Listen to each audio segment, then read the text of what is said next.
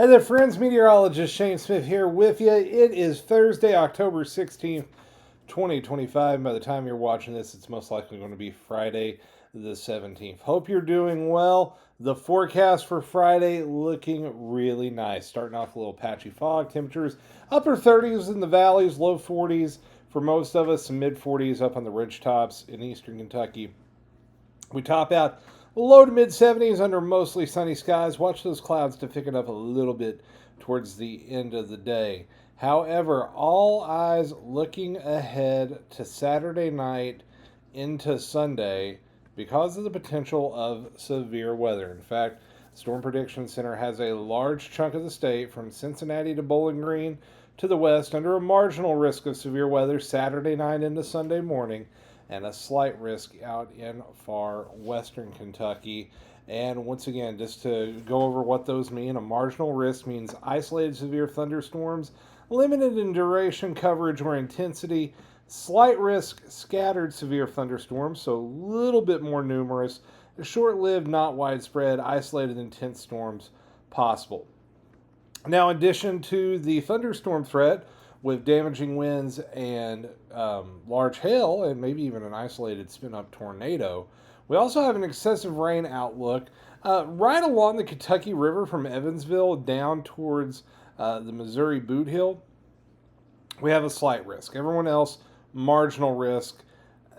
A few isolated areas of flash flooding possible on Saturday night into Sunday morning. That marginal risk meaning isolated flash flooding possible, localized, primarily affecting flood-prone locations.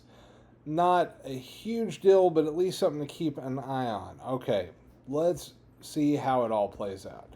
Here is a look at the North American mesoscale model. We put it into motion. Friday morning, nice and dry. Once again, watch out for that patchy fog on the morning commute. Afternoon, mostly sunny. We go into Saturday. A few isolated storms pop up ahead of the main line.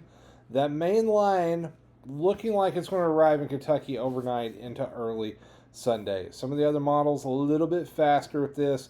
The NAM's the only one in range right now that goes far enough that sees it at high resolution mode. So we'll keep an eye on that. We'll adjust the forecast as necessary. And you'll notice, even ahead of the front, winds gusting 30 to 40 miles per hour Saturday evening. And then probably even faster than that embedded in thunderstorms. All right, let's take a European models look at how things could play out. You'll see Saturday evening, it brings that line along the I-65 corridor about 2 o'clock East Coast time, 1 o'clock Central time, pushes it into eastern Kentucky along the I-75 corridor in central Kentucky in the I-75 corridor around 5 o'clock in the morning, and the US 23 corridor between 8 and 9 a.m. Then a few more scattered storms develop behind it. If you got any afternoon plans in southern Kentucky, or at least eastern Kentucky on Sunday afternoon, pack that umbrella. We will at least have a few rain chances.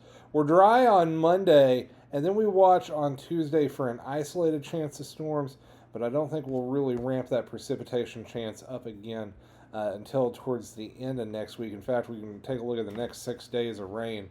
According to the European model, it's not super enthused with our chances, about a half inch to an inch. Some of the other models going just a little bit heavier than that. All right, here's a look at that 10-day temperature outlook courtesy of the GFS model. Notice we're back to the 80s on Saturday. It will be warm ahead of that front. Cooling off big time, though, behind it. Mid-60s highs on Sunday, upper 60s likely Monday, Tuesday.